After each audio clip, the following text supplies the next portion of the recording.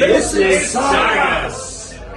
What's going on, everybody? This is Corbin, the Serpentine Skipper, and I'm here with a very special guest. If you'd like to introduce yourself.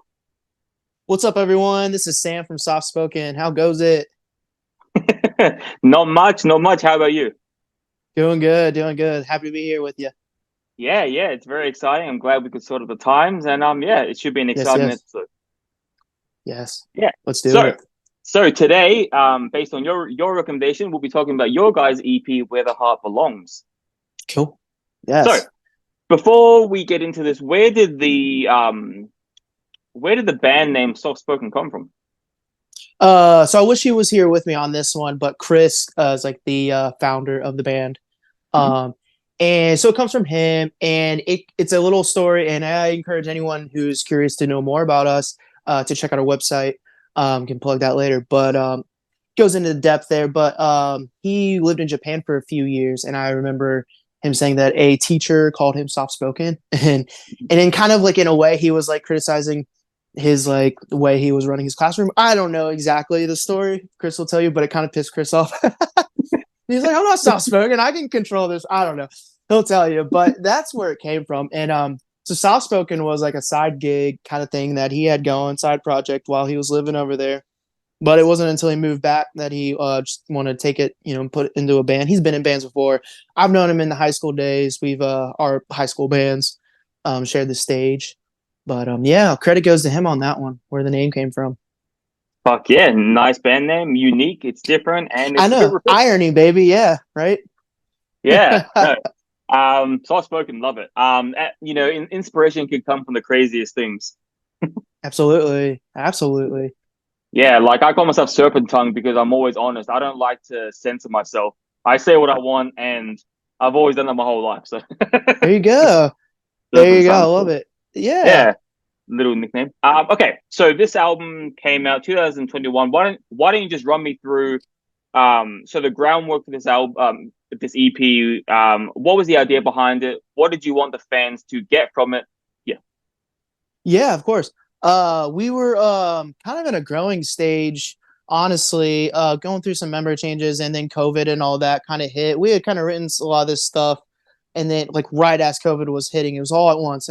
I feel like, um, but we wanted to show people okay, change from deaf perception in a way. I guess that album was really cool for me and Chris and Billy, and a member who was with us in the past, for us to get to know each other, I guess, much like a sports team gets to know each other. And then Where the Heart Belongs came around, and it was just like I felt like we've like gotten our groove as a team, as just musicians working together, and just like we're just writing these like better songs. It just seems like we really wanted to like bring some more dynamics, like because I can do some heavy screaming.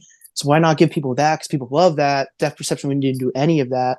Um, and then COVID hit and things are changing. It's like we kind of thought like we need to adapt and change a little bit too, and just paying attention to what's going on out there. And I feel like Until I Wake popped off during COVID, and it's like looking at what bands are doing and like bringing the heavier sound in, but maybe some melodic aspects we can do too. And so that's kind of where those songs kind of came about. And it's funny, we just got back from Nashville recently, a couple of weekends ago, and the songs we just wrote there, it's just like Where the Heart Belongs times 20, I feel like. So it's cool. Like it's a cool improvement. I'm excited for people to hear, I was excited for people to hear the ride that we were like in Bones, just going from like this, the heavy part. It's cool and breaks up the song. And yeah. And meaning wise, this band always, like you said, your nickname, staying true to yourself there. And that's always been Mhm. important for us Yeah. lyrically too, and conceptually. So that EP, Where the Heart Belongs, exactly that. I feel like I'm just so blessed in my life. Me and Chris have always said this too. We just have good people around us, and like we have good intentions and good motives and good medication with our music. I feel like is what we want to put into it.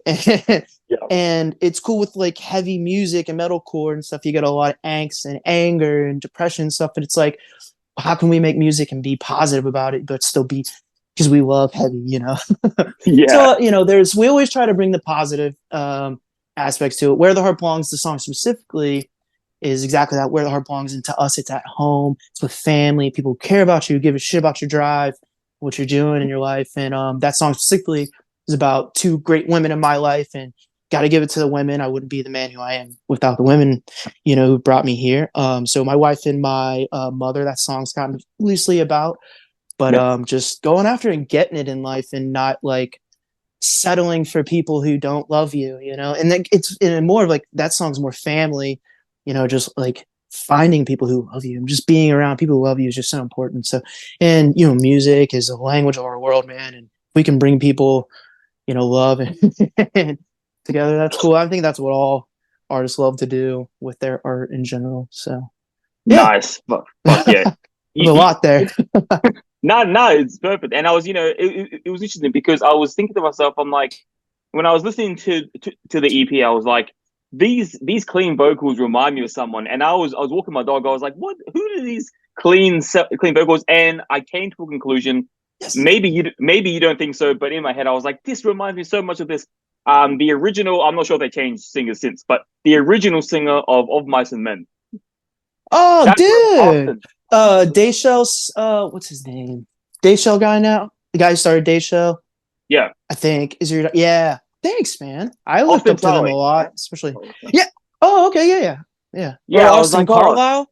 Or you think yeah, Austin him. Carlisle? Yeah. Oh, okay. Okay. Yeah, his Cool, vocals, dude. because Thank you. because I used to love the album of Mice and Men with the second Sebring song, Yeah. and those Yes. vocals Classic. remind me of. I was like, oh, you have that same like Thanks, powerful, man. clean, but yeah. So I was thinking, I'm like, oh, that's where you must get. I mean, I could be wrong, but the inspiration for the vocals, like, it reminded me of that. So Thank good you. tidbit. Thank you. Well, it's cool because, music just, I've done a lot of comparisons, and as a band, you will, because we are a product of what came before us and what influenced us. So it's cool to hear the differences, like that people have gotten Coheed and Cambria before. And it's like, damn, that's awesome. Like, I like instrumentally, those guys are beasts, but I guess like musically, maybe like people like the ride we take them on, vocally, melodically, and stuff like that. So that's cool Yeah, comparison. So we'll take it, whatever.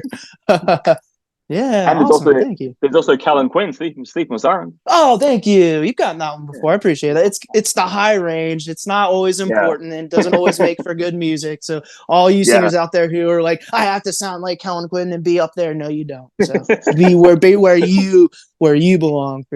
Find your own magic. yeah, exactly. So tell me, with your singing, like, were you always naturally good, or did you like have to go to classes for it? That Like sounds too cool to be like that. Naturally good. I have to give it to some people, just my friends and other musicians that were better than me that I surrounded myself with. Because again, you kind of are who you hang out with and stuff. I did take like a light course in college, university, on like classical singing. I mean, I don't know how much that was later. I was already on stage and doing stuff by then, so it was fun. I learned some stuff, but definitely, I just think like developing my own ear. Yeah, I never really went hard on vocal lessons or anything. I think I learned to play guitar at an early age, and I Yeah. think just like having a music inclination, and they always tell you that your ear is like your first instrument to learn. So if you can get that done, you can kind of like figure some other stuff out. And I just always kept singing, in the bedroom, playing guitar and Yeah. stuff. So yeah. Yeah, I was gonna say, like, what happened when you singing one day and your mom or your friends are like, "Oh, fuck, you got some vocal cords." Like, Man, I was a closet singer for the longest time. yeah. For real. I wouldn't really do it in front of like family or people. I don't So I feel guess like you could I say feel you're like soft spoken. yeah, dude. It is so crazy how things like really work out, because not only that, but like I'll be at the drive-through and my wife will be like, "You gotta speak up. You're so I can't believe I'm saying it. You're so soft spoken," and that's because it's your band. And it's funny how, like, because Chris, if you meet Chris, he literally sounds soft spoken too. So it's weird how things work out. And I joined a band called Soft Spoken. I'm not the original singer. I'll have people know. So a little fun fact tidbit, the Pathways album is a different singer's name's Logan. He's awesome. So, but yeah, so it's cool that I joined a band. I needed another group of guys who are just like me. But yeah. Well, you know what they say, girlfriends are only there to help us fix our wrong orders at the drive-through because we don't have the balls to do it. That's absolutely right, man. So shout out to the girlfriends for helping us. No doubt. Yeah. So okay. So with this 5-track set list, did you guys have any other songs on the table that you didn't include, or was it supposed to be longer, shorter? I think we did have one other song that just didn't make it. but all those songs we kind of pre-planned. We usually always go into the studio with our own ideas and stuff, but we definitely let producers take the wheel. Important for all musicians out there too. So like let outside ears like have a look at your work. It's important because like I know we're all biased and love our own shit, but you can't be married to it all or it'll never go anywhere. But so we did have ideas going in, and but they did get fleshed out by Andrew Bayless, worked with us on that EP, and then Cameron Mizell worked with me a little bit vocally on some of those hooks and just like hashing them out, engineering them out basically. But yeah, yeah. Fuck yeah. So as a singer or as a band, really, do you guys pay attention, read, or listen to the criticisms per album, per EP, or do you just kind of flush it out? For sure. I'm probably the worst who needs to flush it out. And I guess maybe it's because I'm the singer, so I can like, I think someone on Side of Hand said I had a lisp, and it's like that's cool. And I actually understand the part that he's talking about. And I think he was just being honest. Like, does he have a lisp? I didn't realize. If so, that's cool, like whatever. Like but no, so I didn't take that one to heart. But there's been other times where like, some people say it's like I did a cover of like Paramore and someone said it was like fake singing, auto tuning. I was like, look, people get tuned, man. It's the 21st century in music. Like everyone's getting tuned. Even Haley's getting tuned. Like I can do this shit. It bothered me so much that I made a TikTok because of me doing it like just a cappella in the car or something. So like, here's as raw as it gets, like sometimes it gets to me. I've gotten better. Chris is really good about that. I guess, all the criticism, if people are talking in general, it's a good thing. I think. Dude, like if I was a singer and someone said that's auto tuned, I would take that as such a compliment. I was like, fuck yeah, like I'm that good. Like, yeah, I should be. Yeah, that's how I should be looking at it for sure. Yeah, that's not really like to me. That's just more of like what is it? So jealousy is the most sincere form of flattery. Something like that. Yeah. And at the time, I probably should have just been like, guy probably just wishes he could sing. Yeah, yeah, you're right. I know. But when we get behind our keyboards, man, you just let it out because it's easy. That's what Bones is kind of about, to be honest. Yeah, no, that is a great. I mean, I was pleasantly surprised with this album because because I run a metal podcast. 90% of my bands I cover they're all very heavy and like death metal, black metal. So it's good to have like the refreshing, clean vocals every once in a while. It's like it's like soothing the palate. Cool. Yeah, for sure. Cool. Yeah, so it's good. Yeah. So track 3, Where the Heart Belongs. That's the one song you had to feature. Yeah, Alexia Rodriguez from I Set to Kill. So talk about that one. Yeah, we thought we'd be cool to have a feature at some point. We actually might do a feature again. But yeah, we thought of her for that one because of the lyrics of the song. I said that was kind of loosely about my wife and my mom.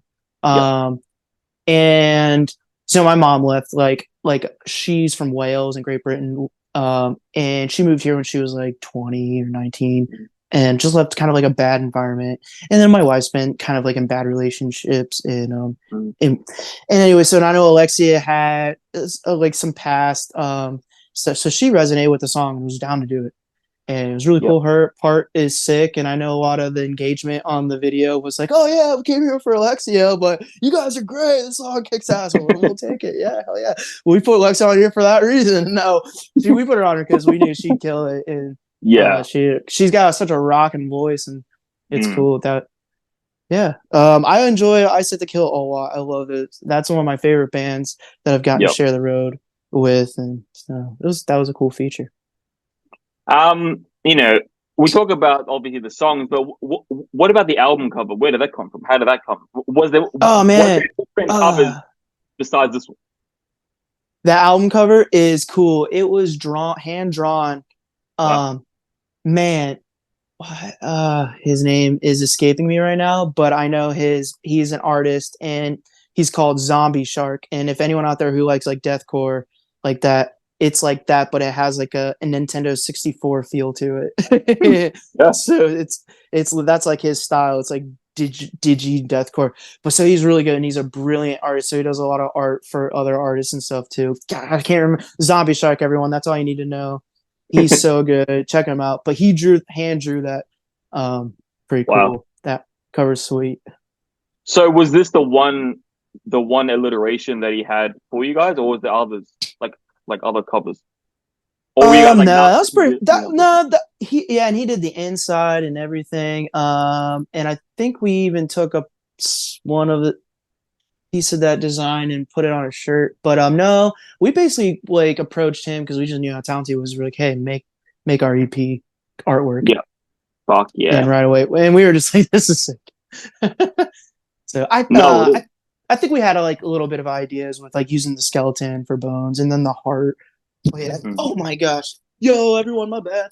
Knocked my phone down. But yeah, so he was cool using the skeleton and having the heart there. That was awesome. And then the house, home, I guess. Home is where your heart belongs. Fuck yeah. And something I'd love to get a band's artist perspective on when it comes, because obviously we live in a day of streaming. It's not like the old days where it's CD, vinyl, cassette, whatever. We're now in the day of streaming. So as a band, which platform do you guys find it best to like upload to, like get the best benefits from? Bandcamp, Spotify, Apple Music? Oh, well, with the like distros and stuff, you usually get when you release a song, it goes all those. Yeah. I feel like the industry though just still uses Spotify as the gate though. So it's like I feel like for everyone, it's still the most important platform. Yeah. Do you get much like do you guys get like much business from Bandcamp? Because I know like a lot of indie bands, underground bands use Bandcamp. That's a really good question. I don't really know how much we actually like fuck with Bandcamp. But that's a question for Chris to be honest. And I know that we do a little bit, but I don't really know the results of and how much we're putting in there, man. Because your guys' album's on here, Bandcamp. I'm on it now. Okay, yeah. So that's what I'm saying. That I know the distros like they'll put it once you release a song. They usually put it on everything. Yeah. Fuck yeah. I think TouchTunes. We're not on TouchTunes. Someone told me we're not on TouchTunes. Damn it. My favorite To all you TouchTunes listeners, I'm so sorry. The one listener out there. Right. He's alone drinking at the bar. Exactly. Somehow listening to this. Soft-spoken. He's like, soft-spoken. His soft-spoken. All right.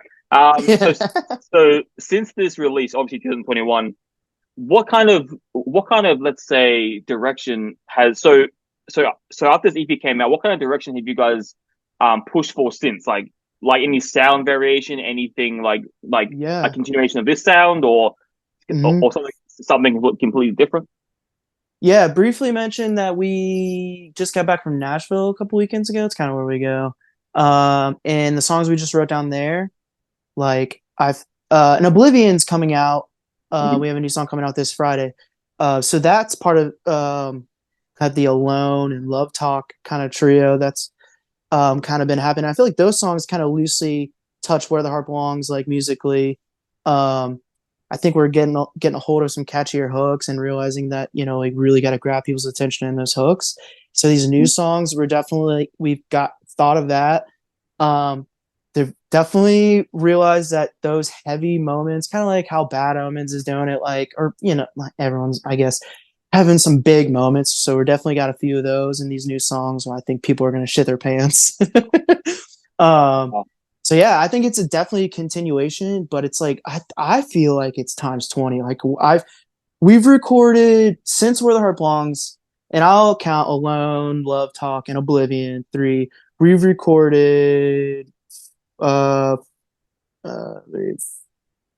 more songs since then, and every time we did, I was like, "Oh, this one's better than that. Oh, wait, that one is better than this." And it's just like it feels. So I think that's a good thing. So, fuck yeah. Well, look, we're obviously everyone will be excited to listen to the new track. I started doing reaction videos recently, so I'll do one on the new track. Appreciate it, dude. That'd be awesome. Thank you. Appreciate that. Yeah, I enjoy. Yeah, and let us know when you let us know when you do all that and stuff, so we can like share it around. Oh, definitely. And all that stuff. Please, yeah. So probably the day of once it's released. I'll come off the work door. Great. So we've talked about the EP. We talked about the band. Is there anyone or anything, or I guess anyone or any company that you want to give a shout out to? Sponsor shout out. Ernie Ball always giving us strings. Balaguer's, the guitars that we use. So I know sponsor Continental USA Touring. They help us out and get us booked on the road. Theoria Records. Thank you to those guys. And then I just always want to say thanks to Cameron, Mizell, and Cole Clark. He's a guy out of Lexington who's been with the Soft Spoken Store since I've started, like 7 years ago. And Andrew Bayless and those guys down in Nashville. So Evan McKeever, we worked with him on one of our newest songs, and so that it's just a cool environment down there. Anyone interested in music in the eastern side of the country of the U.S., Nashville, man. I know it's like country music place, but it's turning into it's just Music City down there for real. So I call it that. But yeah. Nice. Well, it's always good to it's always good to have help around you and people who care about you, people who support you, and I can't wait to be one of them. Well, I already am, because I'm here with you first. Yes, absolutely, you are on the bandwagon as of now. Yes. And I will say this too. I've done a few of these, and some did a few of these after a reaction video because we engage, and it's important for bands out there to engage with like yourself, Corbin, and what you guys are doing for bands like us and helping us get out there is just as important. So it's like it's all a team effort. So, dude, welcome aboard, and thanks for letting me be a part of your show and do the same thing. We're helping each other out. Yeah, no, it was fun, and I know, you've had a long day. I'm at the start of my day, been up since late. So I'll make for all those. Well, I guess people won't find out till next week, but this will be uploaded next week. Make sure to follow my most recent one, Necrophiliac, the band. I covered their bassist. So that dropped this week. Next week will be us two, and until then, I'll make sure to share the reaction video once it drops. And you'll get all the information as the days go. All right. Yeah. Well, thank you very much for your time, and I'll definitely be talking to you very soon. Awesome. Thank you.